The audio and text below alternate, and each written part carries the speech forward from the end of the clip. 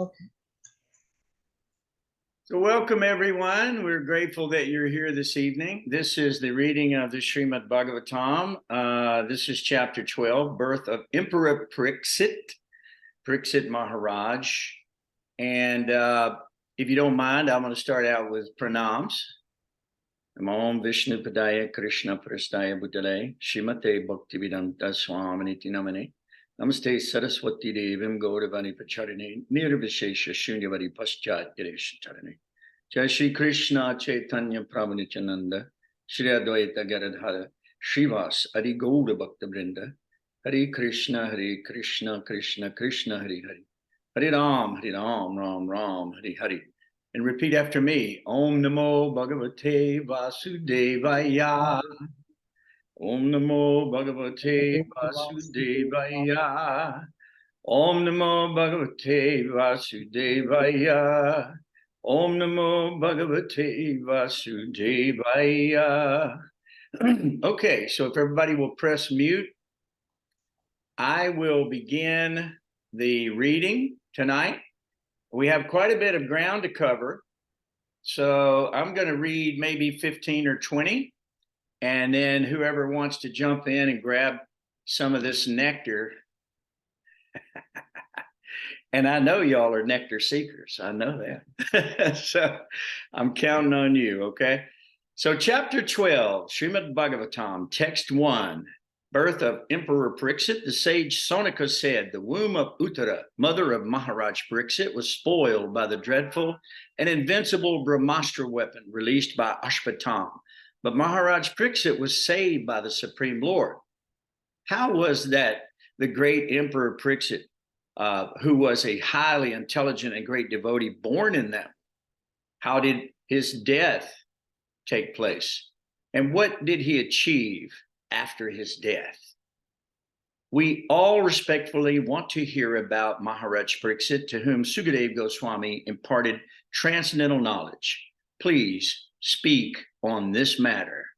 Sri Sukta Goswami said, Emperor Yudhisthira administered generously to everyone during his reign. He was exactly like his father. He had no personal ambitions and was freed from all sorts of sense gratification because of his continuous service unto the lotus feet of Lord Sri Krishna.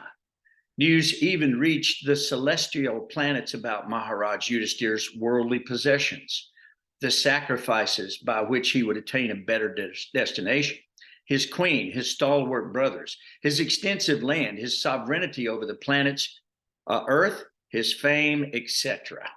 O Brahmanas, the opulence of the king was so enchanting that the denizens of heaven aspired for it. But because he was absorbed in the service of the Lord, nothing could satisfy him except the Lord's service. O son of Bhrigu Sonika, when the child Pariksit, the great fighter, was in the womb of his mother Uttara and was suffering from the burning heat of the Brahmastra thrown by Ashvatthama, he could observe the Supreme Lord coming to him. He, the Lord, was only thumb high, but he was all transcendental. He had a very beautiful blackish infallible body, and he wore a dress of lightning yellow and a helmet of blazing gold. Thus he was seen by the child. The Lord was enriched with 4 hands, earrings of molten gold, and eyes blood red with fury. As he loitered about, his club constantly encircled him like a shooting star. The Lord was engaged in vanquishing the radiation of the Brahmastra, just as the sun evaporates a drop of dew. He was observed by the child, who thought about who he was. While thus being observed by the child, the Supreme Lord, personality of Godhead, the super soul of everyone and protector of the righteous, who stretches in all directions and who is unlimited by time and space, disappeared at once.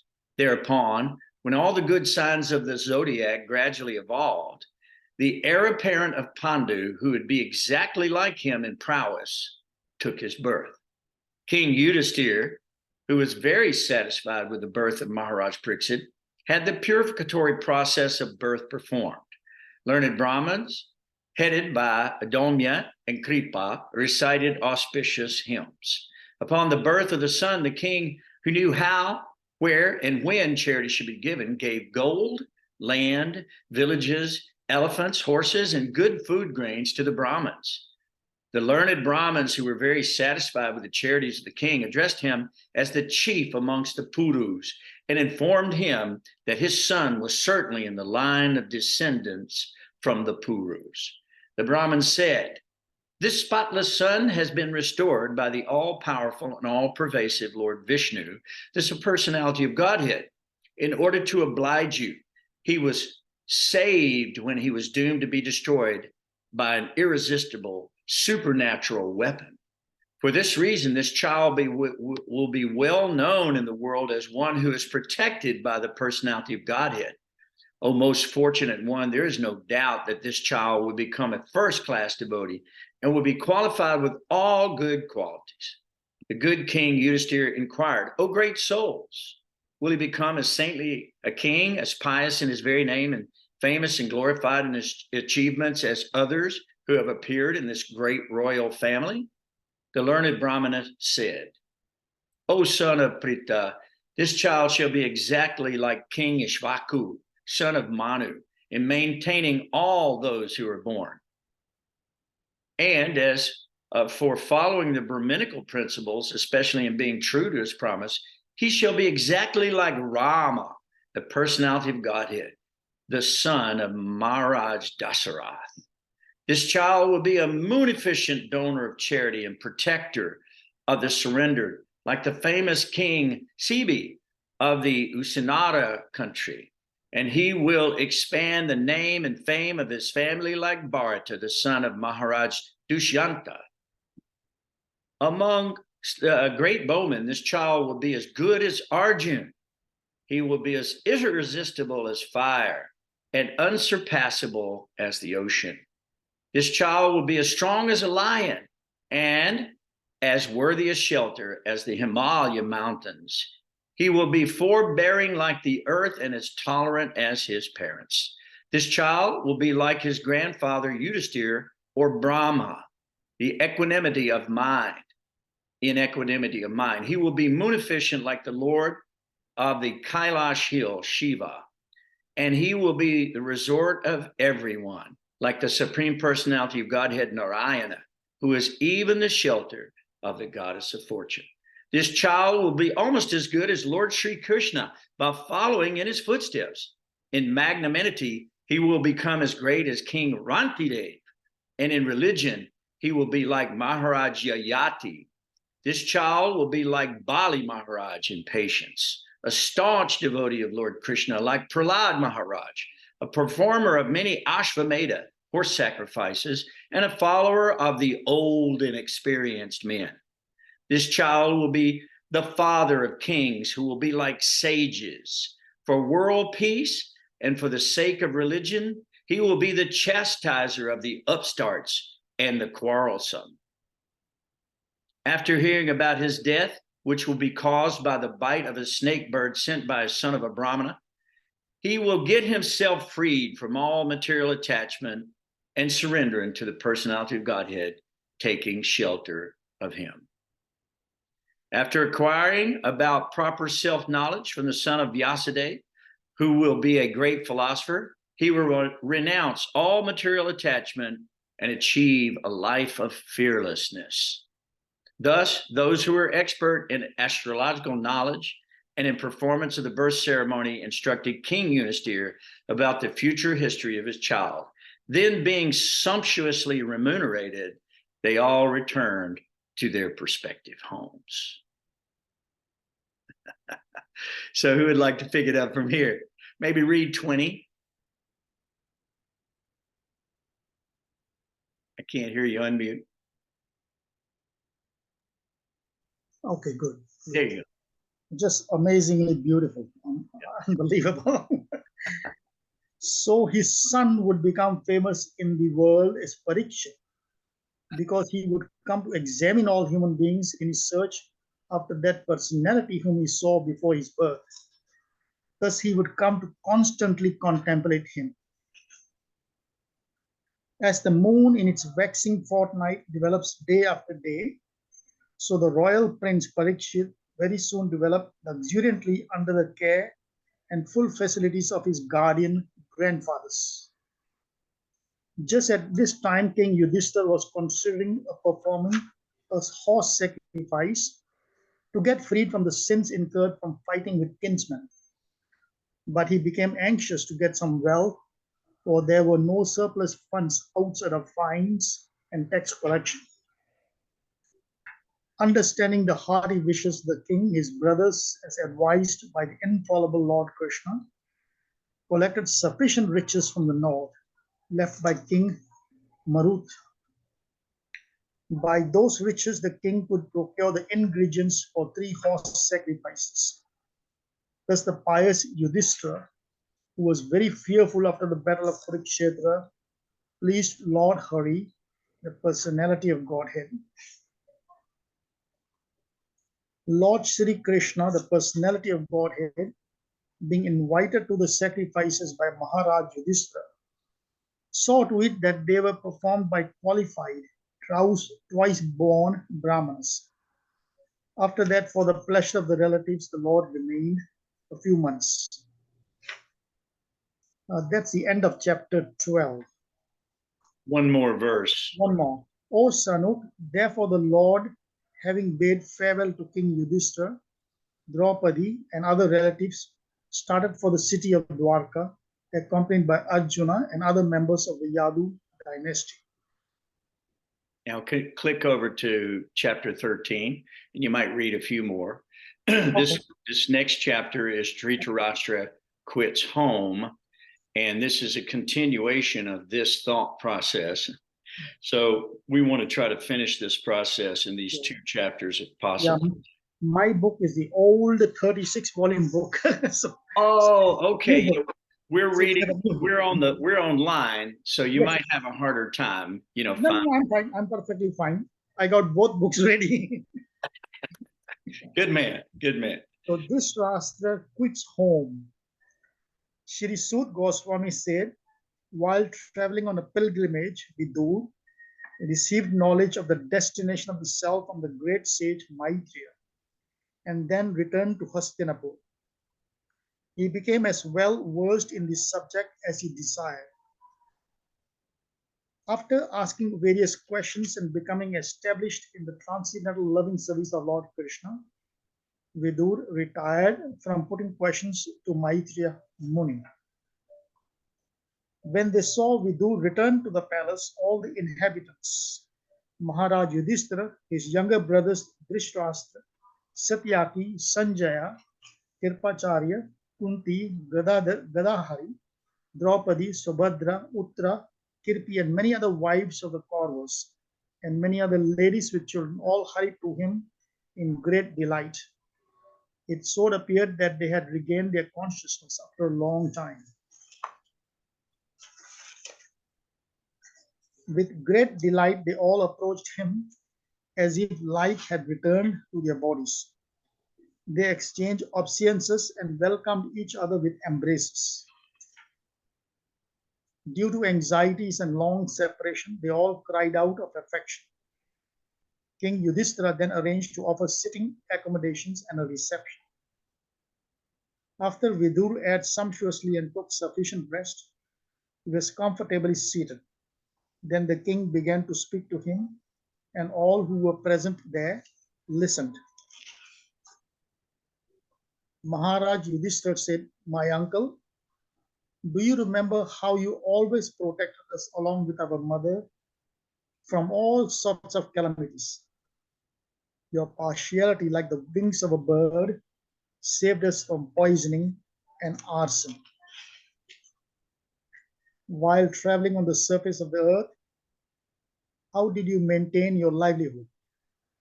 At which holy places and pilgrimage sites did you render services? My Lord, devotees like your good self are very good places personified. Because you carry the personality of Godhead within your heart, you turn all places into places of pilgrimage." Should I continue? We'll go to I think Madhumita. Are you there? There you are. Are you willing to pick up at text 11? They're on chapter 13. Yes, I'll do. Thank you, Roshan. We'll come back. We got more space here in a minute. My uncle, you must have visited Dwarka. In that holy place are our friends and well-wishers, the descendants of Yadu, who are always wrapped in the service of the Lord Sri Krishna. You might have seen them or heard about them. Are they all living happily in their abodes? Thus, being questioned by Maharaj Yudhishthir, Mahatma Vidur gradually described everything he had personally experienced except news of the annihilation of Yadu dynasty. Compassionate Mahatma Vidur could not stand to see the Pandavas distressed at any time. Therefore, he did not disclose this unpalatable and unbearable incident because calamities come of their own accord. Thus, Mahatma Vidur, being treated just like a godly person by his kinsmen, remained there for a certain period just to restify the mentality of his eldest brother and in this way bring happiness to all the others. As long as Vidur played the part of Sudra, being cursed by Manduka Muni, Aryama officiated at the post of Yamraj to punish those who committed sinful acts. Having won his kingdom and observed the birth of one grandson competent to continue the noble tradition of his family, Maharaj Yudhishthir reigned peacefully and enjoyed uncommon opulence in cooperation with his younger brothers, who were all expert administrators to the common people. Insurmountable eternal time imperceptibility overcomes those who are too much attached to family affairs and are always engrossed in their thought. Mahatma Vidur knew all this, and therefore he addressed Dhritarashtra, saying, "My dear king, please get out of here immediately. Do not delay. Just see how fear has overtaken you. This frightful situation cannot be remedied by any person in this material world. My lord, it is the Supreme Personality of Godhead as eternal time, Kala, that has approached us all. Whoever is under the influence of Supreme Kala, eternal time, must surrender his most dear life, and what to speak of other things such as wealth, honor, children, land, and home. Your father, brother, well wishers, and sons are all dead and passed away. You yourself have expended the major portion of your life. Your body is now overtaken by invalidity, and you are living in the home of another. You have been blind from your very birth, and recently you have become hard of hearing. Your memory is shortened and your intelligence is disturbed. Your teeth are loose, your liver is defective, and you are coughing up mucus. Alas, how powerful are the hopes of a living being to continue his life. Verily, you are living just like a household dog and are eating remnants of food given by Bhima. There is no need to live a degraded life and subsist on the charity of those whom you tried to kill by arson and poisoning. You also insulted their married wife and usurped their kingdom and wealth. Despite your unwillingness to die and your desire to live, even at the cost of honor and prestige, your miserly body will certainly dwindle and deteriorate like an old garment. He is called undisturbed who goes to an unknown, remote place and freed from all obligations, quits his material body and it has become useless.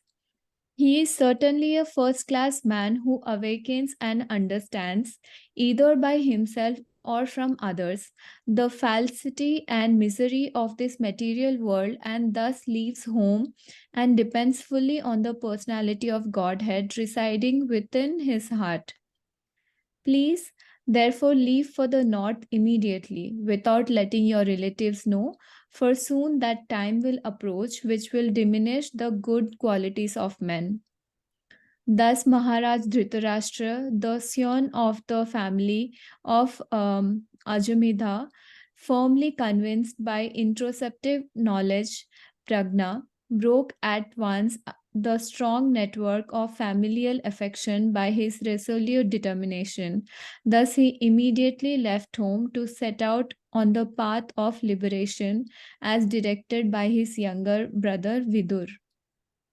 The gentle and chaste Gandhari, who was the daughter of King Subala of Gandhar, okay, it's Gandhar, followed her husband, seeing that he was going to the Himalaya mountains, which are the delight of those who have accepted the staff of the renounced order, like fighters who have accepted a good lashing from the enemy. Maharaj Yudhishthir, whose enemy was never born, performed his daily morning duties by praying, offering fire sacrifice to the sun god, and offering obeisances, grains, cows, land, and gold to the Brahmins. He then entered the palace to pay respects to the elderly. However, he could not find his uncle or aunt, the daughter of King Subal. Maharaj Yudhishthir, full of anxiety, turned to Sanjay, who was sitting there, and said, "O Sanjay, where is our uncle who is old and blind?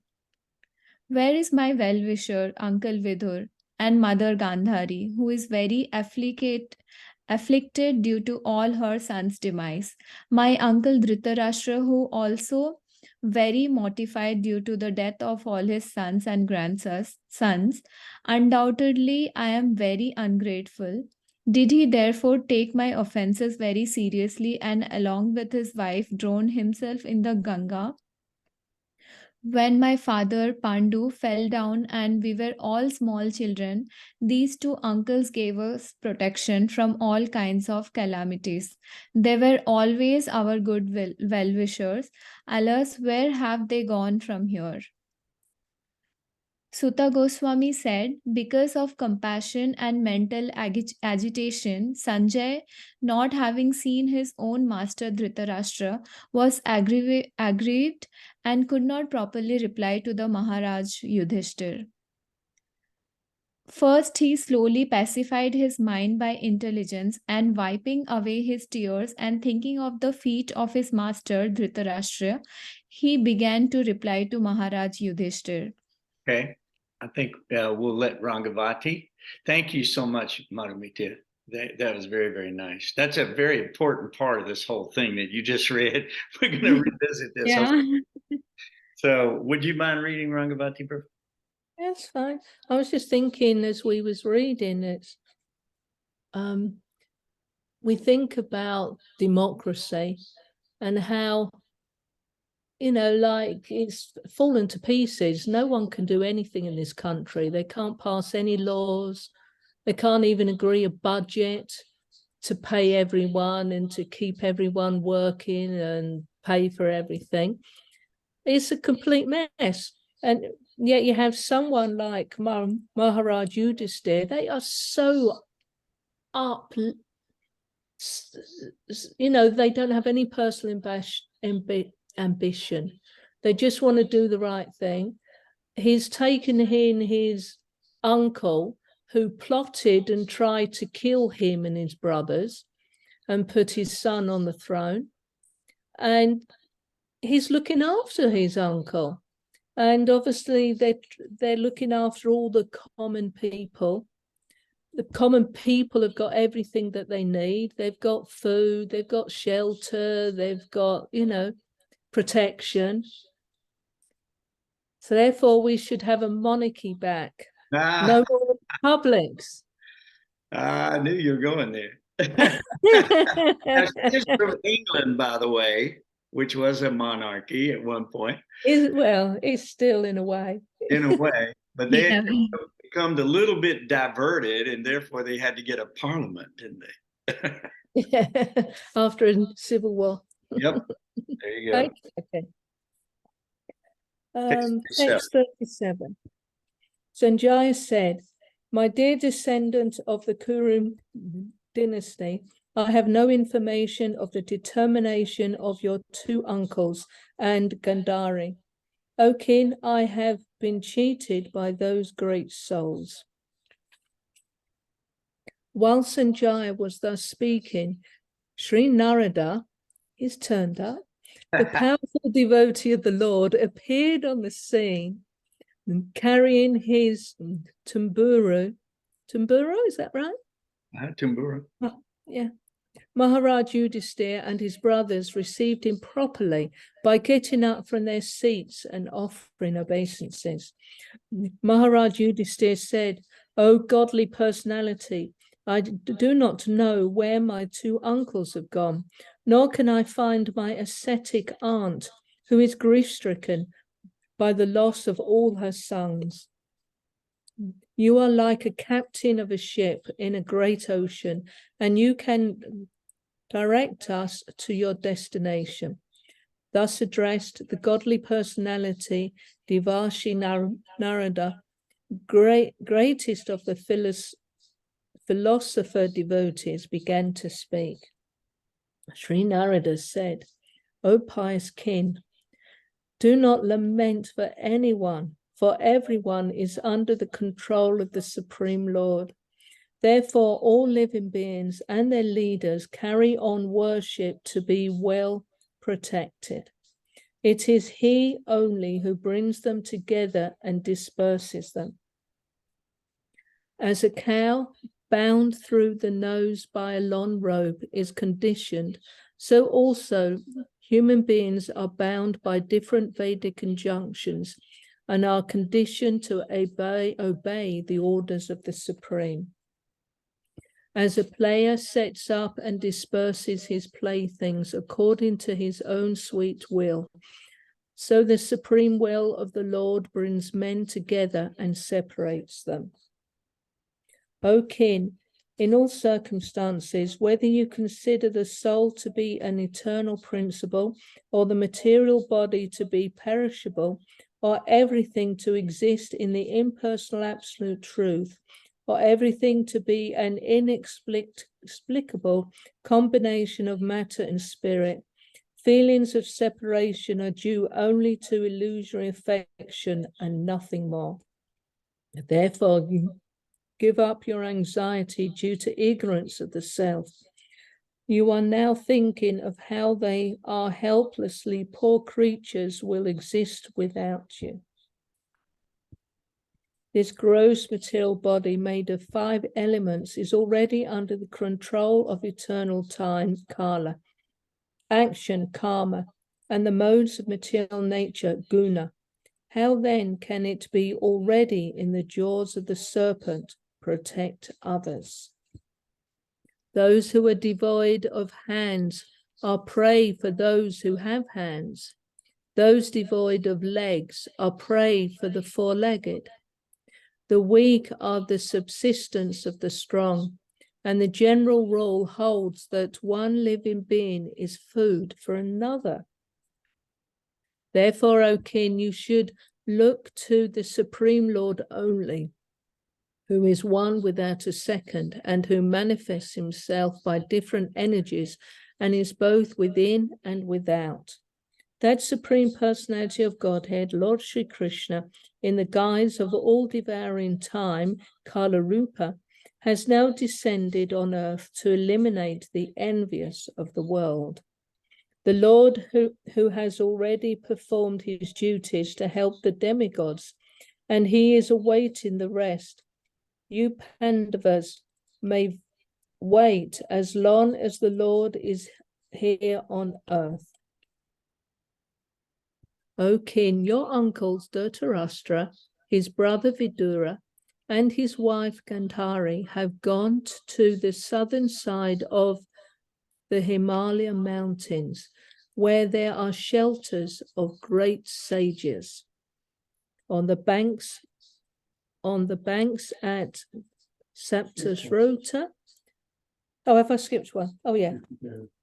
The place is called Saptarota, divided by 7, because the waters of the sacred Ganga were divided into 7 branches. This was done for the satisfaction of the 7 great rishis. On the banks of the Saptarota,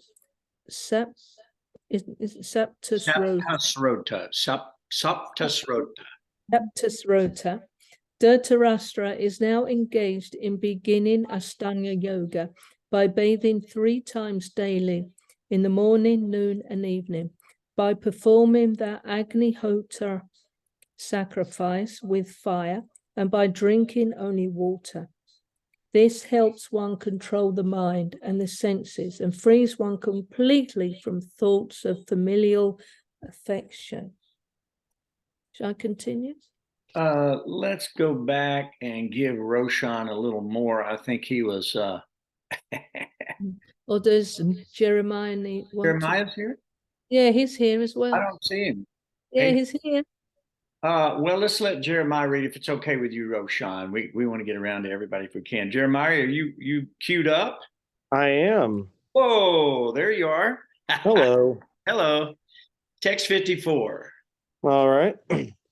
One who has controlled the sitting postures, the yogic asanas, and the breathing process can turn the senses toward the absolute personality of Godhead, and thus become immune to the contaminations of the modes of material nature, namely mundane goodness, passion, and ignorance. Dhritarashtra will have to, gosh, you gave me all the big words. Hold on. Amalgamate his pure identity with intelligence, and then merge into the supreme being with knowledge and qualitative oneness as a living entity with the supreme Brahman. Being freed from the blocked sky, he will have to rise to the spiritual sky. He will have to suspend all the actions of the senses, even from the outside, and will have to be impervious to interactions of the senses, which are influenced by the modes of material nature. After renouncing all material duties, he must become immovably established beyond all sources of hindrance on the path. O king, he will quit his body, most probably on the 5th day from today, and his body will turn to ashes. While outside observing her husband, who will burn in the fire of mystic power along with his thatched cottage, his chaste wife will enter the fire with rapt attention. Vidura, being affected with delight and grief, will then leave that place of sacred pilgrimage. Having spoken thus, the great sage Narada, along with his Vina, ascended into outer space. Yudhishthira kept his instruction in his heart, and so was able to get rid of all lamentations. Well, that didn't take as long as we thought, did it? Boy, we could read some more, couldn't we? That's very exciting, 2 chapters, don't you think, guys? I mean, really, we're covering some pretty serious ground right here. You notice how Narada Muni comes whenever there's some action going on, and he leaves immediately. He's a transcendental spaceman, and he's always setting these situations up. So, are there any immediate questions or comments that anybody would like to make? And then after that, I'll go back and make a few comments. Well, I think Ranga had mentioned monarchy and and dictatorship. I think those things in our material world in Kali Yuga does not work, because the goal for being a dictator or monarchy is oneself. Whereas in Dwapar Yuga, it was Lord Krishna. He was the central figure in all the monarchies. Everybody looked forward to him, and everybody respected him, and everybody complied with all his instructions.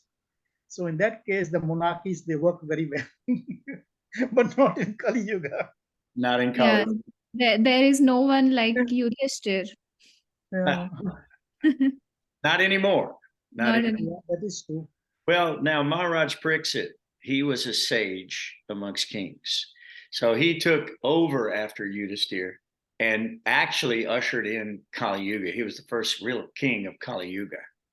So Maharaj Pariksit was able to hear this message from Vyasadeva after he was cursed by the Brahmin boy and cursed to die by the snake bird. So he sat down and listened to Sutta Goswami and wrapped attention for 7 days and then left his body.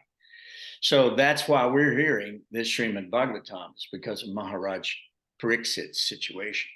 And he was directly saved by Sri Krishna, who appeared the size of a thumb in the womb of the mother, Uttara, and he evaporated the radiation that was going to envelop the womb of the mother and kill him, sent by Ashwatthama. So he was relieved by that. And by the way, when Krishna finished, he left immediately. And you'll always find that these great souls, they don't tarry around. They don't have a lot of any other nonsense that they want to talk about. They do their business. They're very concise. Every word that comes out of their mouth is the absolute truth. We can live by it. We can die by it, right? And then when they're finished speaking, they're gone.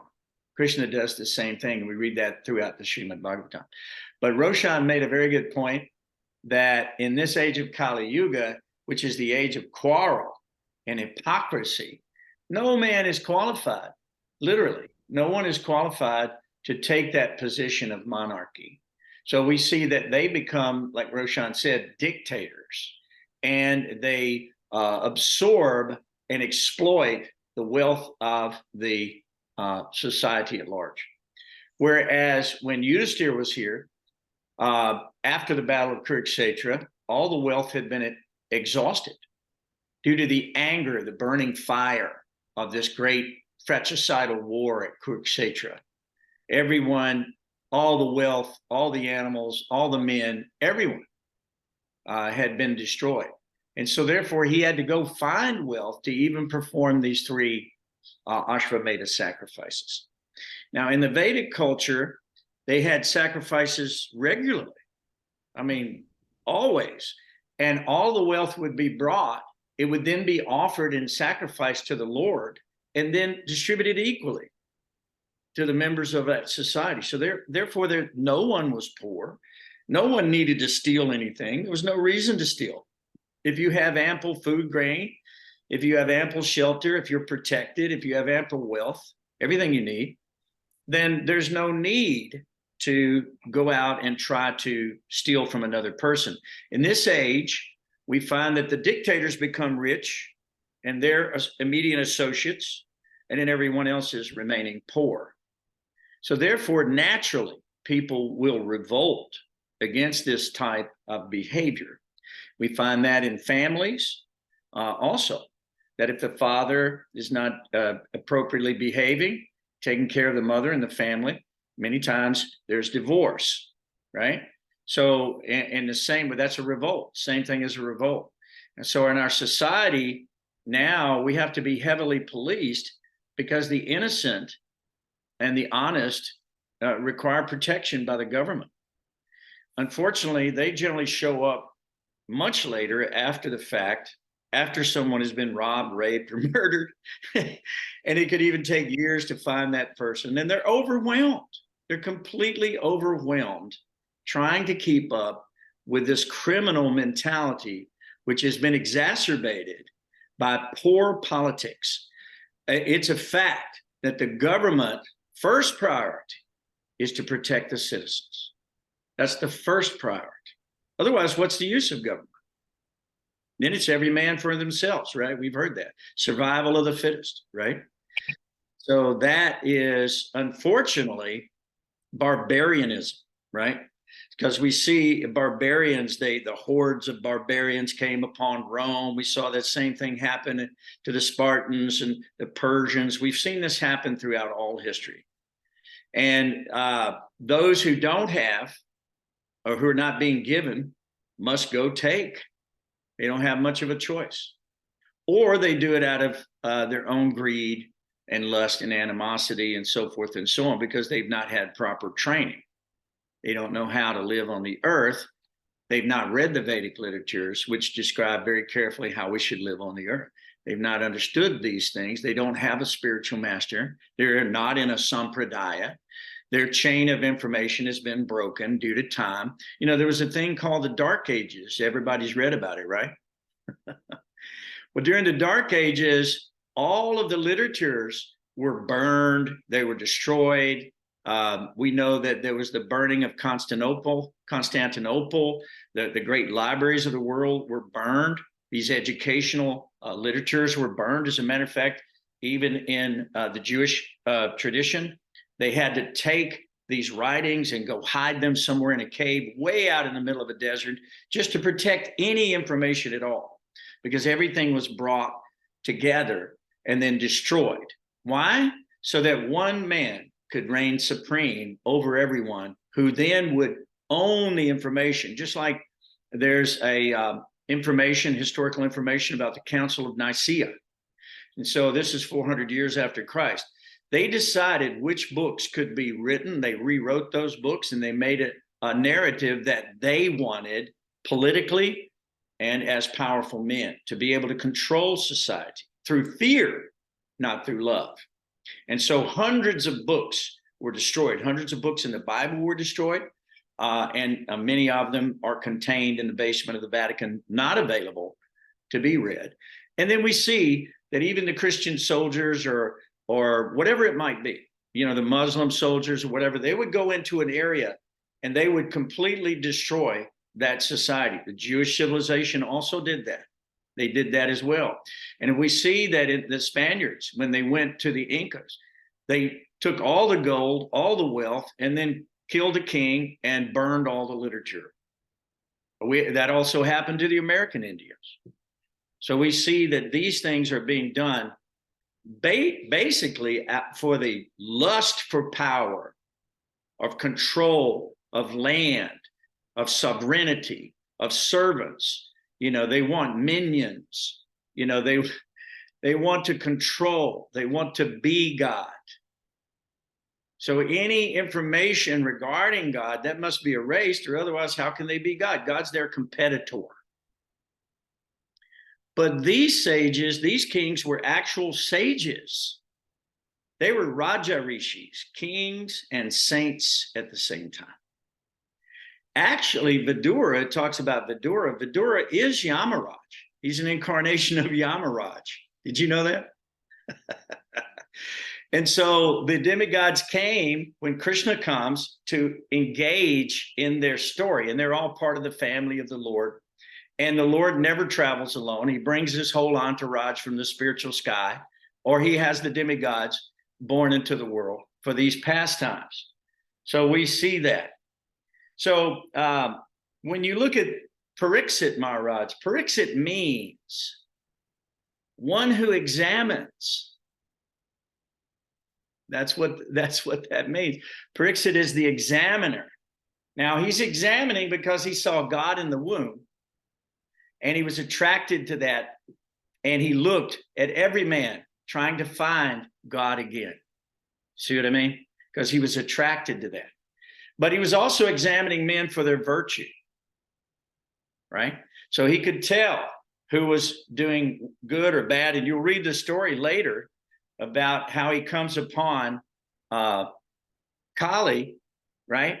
Personified, and who's beating the cow. We're going to read that, or we may have read that already. Did we read that story yet, to anybody's recollection?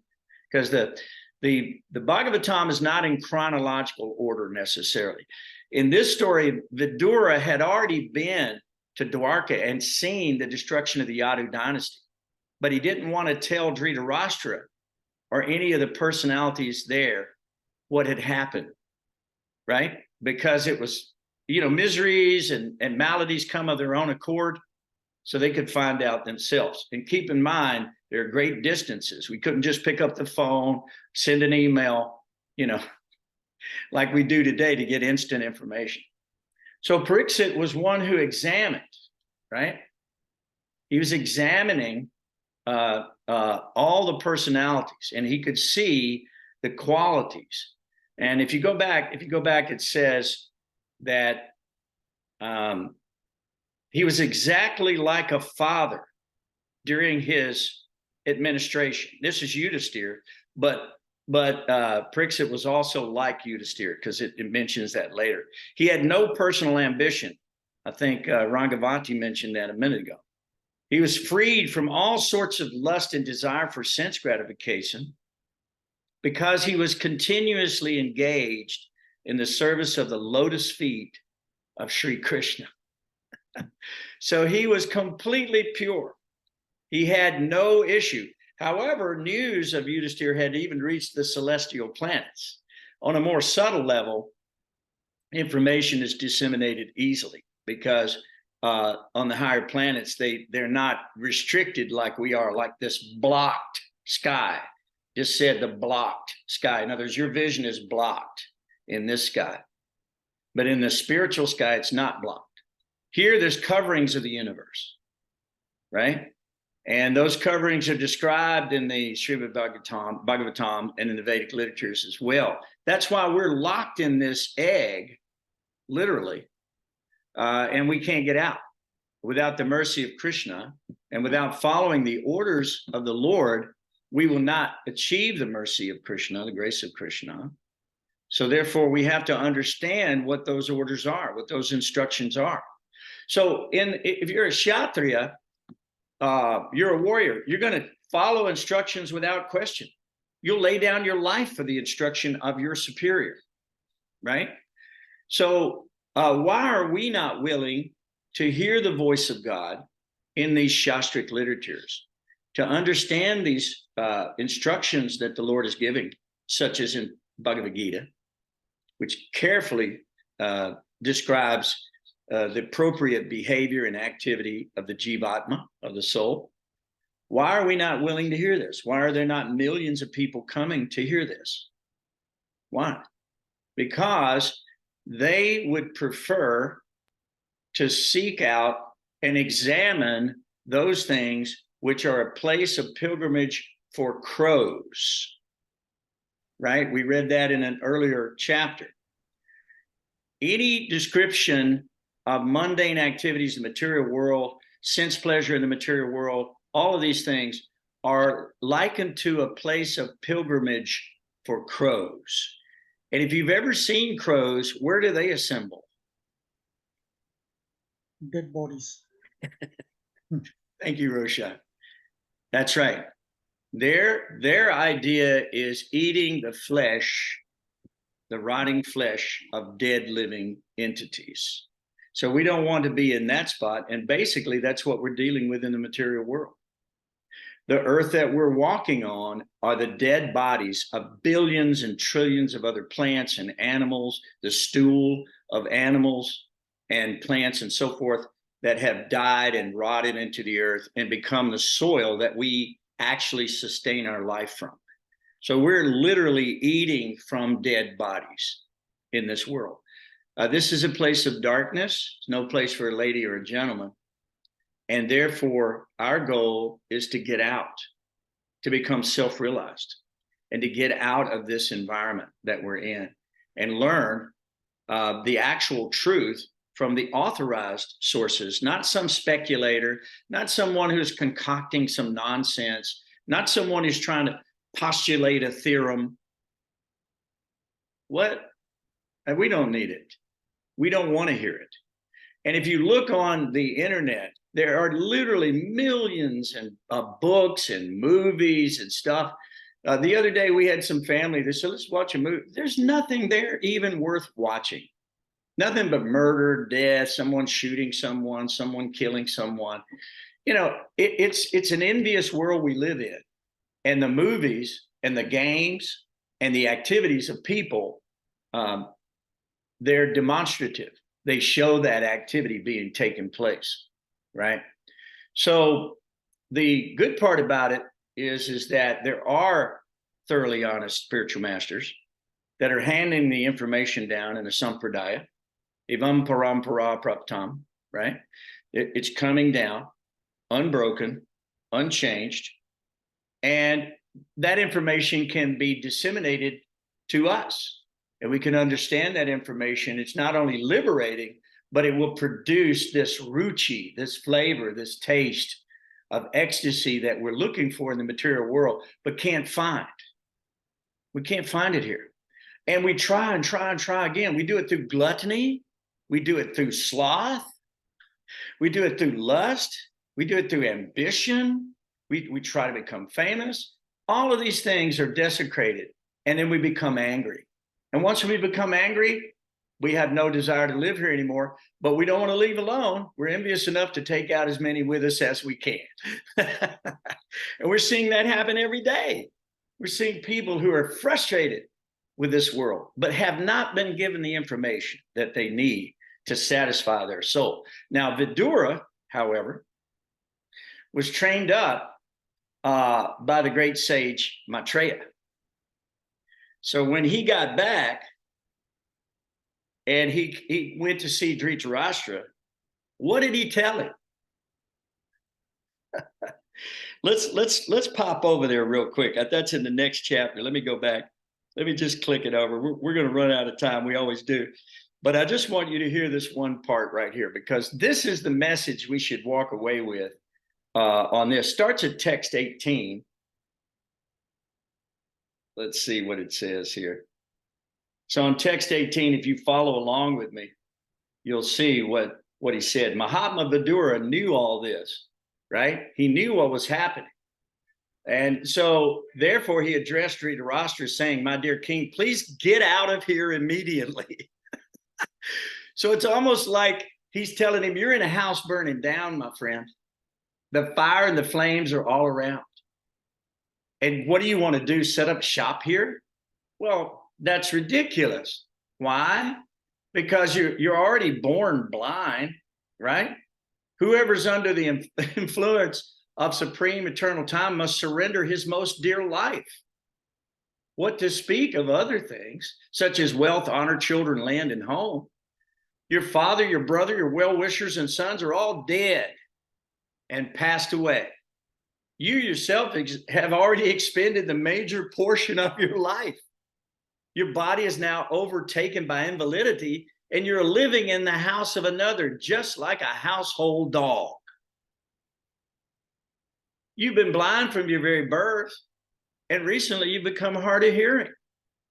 Your memory is shortened, your intelligence is disturbed, your teeth are loose, your liver is defective, and you, sir, are coughing up mucus.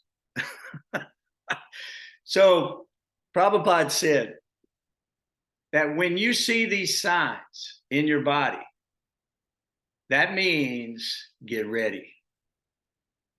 You better get ready. Krishna's coming as eternal time is called. He's coming. He's coming for you. You should be ready. Now, this doesn't mean that if you're young and beautiful and healthy and stuff, you still shouldn't be ready. Of course, you should go to the school of the Gurukula school. You should learn this information and live your life properly.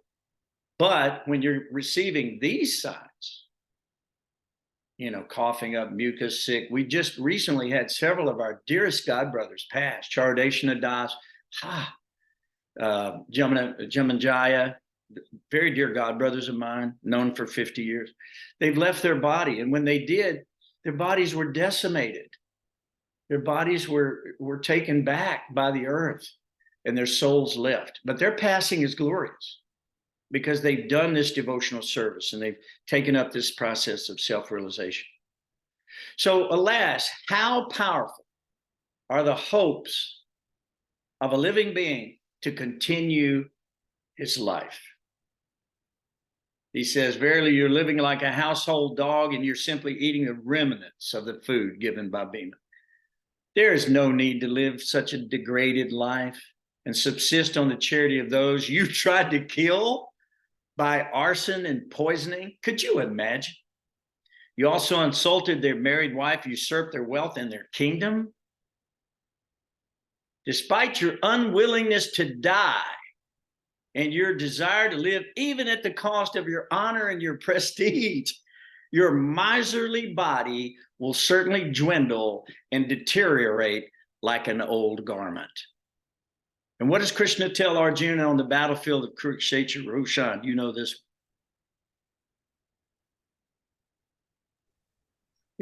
I think it's chapter 2, text 22. Varsani jirnani yatha vihaya. Navani grihani. Tadehi. Yeah. Yeah. Oh, I forgot. Just do the English for us. Yeah. It is just that this body is just like an old garment, and just like we give up the old and useless garments, similarly the soul gives up the old and useless bodies. That's So it. what lament? That's exactly right. So whether you want to live and you just are unwilling to die, your miserly body will dwindle and deteriorate just like the old garment, Roshan quoted. So he's called undisturbed. Dira. Stita dira means one who's completely undisturbed by all of this activity that's going on. And that person in those days would go to a remote place like the Himalaya Mountains, and they would be freed from all obligations in the material world, and they would quit their material body when it became useless. And their wives would join them in that situation. This is nobility. This is sainthood. These were personalities that we should dedicate our minds and our hearts and souls to, because they can deliver us as well as Krishna. They're as good as Krishna. Why? Because they give Krishna without taking some exploitative thing or remuneration, some nonsense for it. They freely give this information. So he says he's certainly a first-class man who awakens, who understands, either by himself or from others, right, that this material world is a place of falsity and misery. Okay, so when you have a dream at night and you're sleeping in your dream, right, you may take on all types of roles and activities. You're seeing amazing things, but when you wake up, it's all gone. This is also a dream. This daylight that we live in, right? And then we go to sleep at night, we forget ourselves again and again and again. This is very similar to the repetition of birth and death and old age and disease. We go through this cycle until we finally hear the absolute truth from a saintly person. Once we hear it, then we're willing to give up that lower taste for the higher taste. And by experiencing a higher taste, we are fixed in consciousness, Krishna says in Bhagavad Gita. We're fixed. So we should aspire for that higher taste. But that taste is not cheap. It's not something you can just go buy at the store, at the 5 and dime. It's not broken glass. It is the real diamond, and it's everlasting. And when we hear this information, then we become awakened, right? Jeev Jago, go to Chandra Bole. Hear the voice of Gaura Chandra. Wake up and call God's name. Wake up, call God's name. It's okay. That's what we should be doing. So when Vidura was here, he gave this information to his brother, Dhritarashtra. So he told him that get out of this place immediately. Leave here immediately. And they left without any further ado. They didn't even mention to Yudhisthira or anybody that they were leaving. They just went. And you see that great kings, as we go through these stories, you'll see these great kings. Many times they just walk out of the palace, take off all of their jewelry, all of their ornaments, all their clothing, everything. They just throw it down and walk towards the Himalayan mountains naked. They don't even look back. Everybody's crying and begging, please don't go, don't go. They don't even look back because they've renounced this world for the greater world that lies beyond. There is no treasury here that can buy your way back home, back to Godhead. You have to give up your treasury if you want to go back home, back to Godhead in this world. Place your treasure in heaven where moth and rust do not corrupt and thieves do not break and enter and steal. So lay your treasure up in the right place. So he broke his familial affection, it said, with resolute determination. So it requires determination, doesn't it? First, it requires education, right? Realization, and then determination, okay? So you got to get educated. You have to become realized by practicing sadhana over a period of time. You know, I hear a lot of these people, well, I've been chanting Hare Krishna and I'm not fully self-realized yet. Well, you've been in the material world several trillion lifetimes. Might take a minute, right? We all want something cheap. We want something show by. That's why there's so many bogus gurus. They're offering something free. It's easy. Yes, come to me. It's very easy. But this is very easy. This is actually the easiest process. And even the demigods are envious of our situation in this Kali Yuga. Yes. Because simply by the chanting of the holy name of God, one can be redeemed and enter into the spiritual sky. So it's the easiest time for us to really take this up, but we don't see that many comers, do we? We don't see that many comers. So the thing, if we look at the world, we'll realize that this world is a place of repeated birth and death. Jivo jiva sajivanam. It means that you are the food of another. You're here for their sustenance. Your body doesn't even belong to you. It belongs to your parents first, and it belongs to your nation next, and it belongs to your children next. Then it belongs to the dogs in the street who want to eat it, or the crows who will pick at it. So the body itself has no actual value if it's not filled with a soul, number one, and number two, that soul is dedicating its activities for the sake of self-realization. So when we look at the situation, Narada says, he tells him that he sets this stage up. And it said, I want to find this verse right here because this is such a good verse. Let me see if I can locate it really quick for you. So, okay. So now we should know that at this time, Ashtanga Yoga was the practice. So they went to the mountains. They sat on the kusha grass. They tolerated the heat and the cold. They fixed their mind. They quieted their mind, right? But that was the process at that time. Process now is what? Harinama, Harinama, Harinama, Eva Kevala. Kalo nasteva, nasteva, nasteva, gatirantitaha. That means simply by chanting Hare Krishna, simply by chanting the holy names of God, one can become self-realized. So, and we should take it as if we've gotten a good lashing from the enemy. And who is the enemy? Maya, the illusion. That's our enemy. Actually, it's our best friend because Maya will deliver you to Krishna when you're qualified. But if you're not, you will take a good lashing. So in our situation, we should be as personalities who have gone through the whipping of this material world and realize that this lashing will come next time and the next time and the next time and the next time unless we learn our lessons. It's just like little kids. Some kids can learn if you just speak it one time.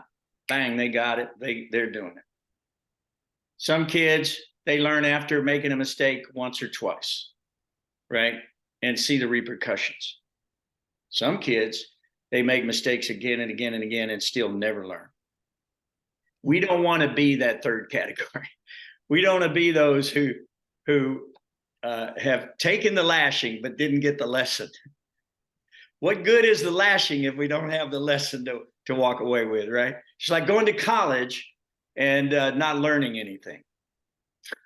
You pay the money, you put out the effort, but it's all a waste of time unless you get to the message. So what did Narada say in this text 41? He says, O pious king, do not lament for anyone, for everyone is under the control of the Supreme Personality of Godhead.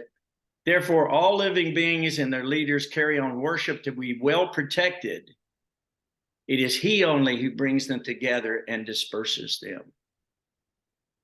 So that's the idea. We're just like a cow bound through the nose by these regulations and rules of the universe. If we don't do it, we're not qualified citizens to even live here, what to speak of going back to the spiritual world. So it says, as a player sets up and disperses playthings according to their own sweet will, so the supreme will of the Lord brings men together and then separates them. Same thing with our families, right? We have a certain set of family right now, certain grandmom, grandpa, we have this, that, we have children, we have wife, all of these things based on our previous karma, right? So this is what we've achieved, this life. This is our karma. We're living it. So now what we do is give it all back to Krishna, give this whole thing back to Krishna, and then the family becomes perfected. Your life becomes perfected. And everything becomes auspicious by doing that. So if we have affection for the family that's not based in God consciousness, it is due to the illusory affection and nothing more, right? Because if you're going to die, if you're just a material body, and Krishna gives this argument in the Bhagavad Gita, if you're just a material body and you always die, what's to worry about? If that's the system, go ahead and get used to it, right?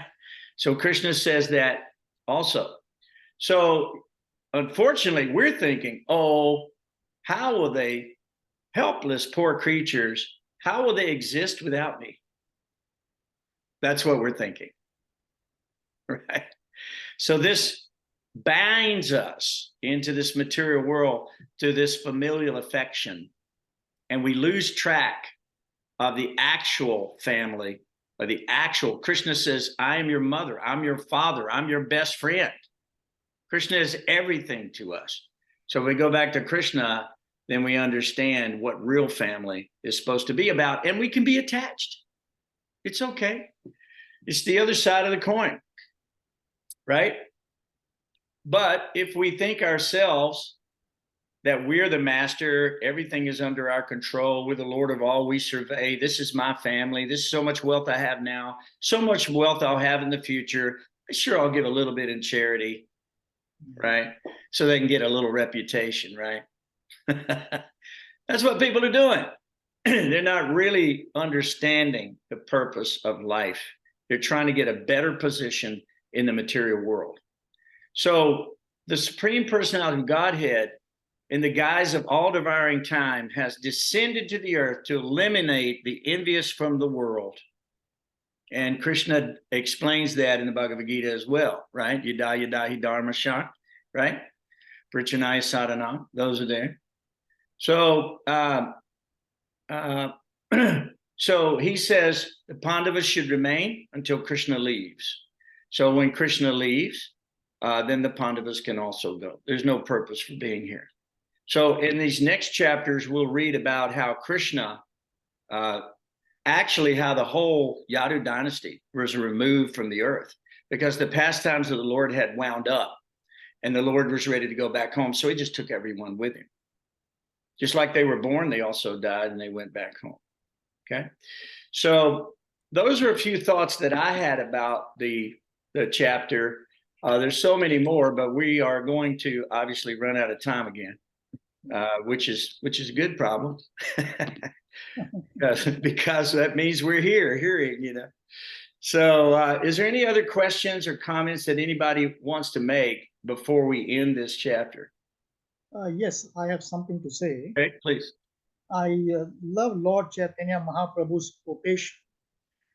He says, Inechi anusadi maya nasbari lagi hari naam mahamantro lao tume lagi. And Hare Krishna, Krishna Krishna. So Lord Chaitanya Mahaprabhu says, I have brought medicine for you all in this material world. Please take this medicine. And this medicine is the chanting of the holy names of the Lord. Hare Krishna Mahamantra. The only medicine we need. Yeah. The second comment I would like to make is scientifically, this is very true. We know from our scientific studies that the fetus, the child in the mother's womb, can actually hear and is affected by what that child hears from the parents. Just like Sukdev Goswami was able to know the Srimad Bhagavatam from his mother's womb. Similarly, here we know that Lord Krishna is in charge of everything. And if we hear pious music, good music, we hear the Harinam Mahamantra, the mother is doing the Garbdan, which Prabhupada always mentioned that should be done prior to the birth of the baby. So I think all those things will influence the outcome of the baby. Its nature, its temperament and character and all those things. That's a fact. Yeah. It's very subtle, actually. Everything is very subtle. We saw a video. I don't know if you guys have seen this, but it's through a microscope of the child of the sperm entering the egg. And when it actually penetrates the egg, there's a flash of light. And it's recorded on video. So the soul actually enters the womb, and now the life can take place because now it's found home in the egg and it's nourished that way. So in the Vedic process in sadhana bhakti, we chant 50 rounds before engaging in sexual affair. And it's very much publicized. What's the problem? I mean, it's a glorious event, that you're planning on bringing a pure devotee into the world. You don't have to hide that. I mean, it's noble. And so the devotees purify their minds, their hearts. They fast. A lot of times they pray to Krishna to bring the perfect child who can save the world. And Prabhupada said you should aspire to have hundreds or thousands of children if they can be pure devotees and deliver the world. Sure. There's no problem with that. But it's just like your food. If you are making the food in the mode of ignorance, the food is putrid, the food is old, the food is not of a good quality or of not the right type of food, that food will bring you deeper into the modes of passion and ignorance. But if you offer your food to the Lord, that becomes prasadam. Prasadam means the mercy of God. So simply by honoring prasad 3 times a day, it's a great devotional service. We should always chant our prayers before we take our food and recognize where this sustenance is coming from. And that we should pray that our bodies can be used solely for the satisfaction of the Lord. And by doing so, we'll become happy. Everyone around us will become happy. The world will become happy. It will become prosperous, just like when we saw Yudhisthira here. Everything was supplied in profusely. All grains, flowers of the rain was raining at the right time. Everything would happen perfectly because sacrifice was being done. And now there is no sacrifice. If anything, we're sacrificing millions of helpless animals to the slaughterhouse. That's not a sacrifice. That's not the sacrifice we're talking about. And it will lead to more and more karma. When we see all this killing going on, this is a repercussion of these slaughterhouses. That's a fact. So we have to think about our actions because every act has an opposite and equal reaction. And so therefore, chanting of the Hare Krishna Mahamantra, the only reaction, there's no material reaction. The reaction is all spiritual, and it delivers one to the spiritual world. So Narada says, having spoken thus, the great sage Narada, along with his Veena, ascended into outer space. So what did Yudhisthira do? He said Yudhisthira kept his instructions in his heart, right? And so he was able to get rid of all these lamentations. This is a place of lamentation, gnashing of teeth. That's what it says in the Bible. Lamentation, gnashing of teeth. So without God, there is no actual, it's all just simply chaos. It has no rhyme or reason. There's no benefit.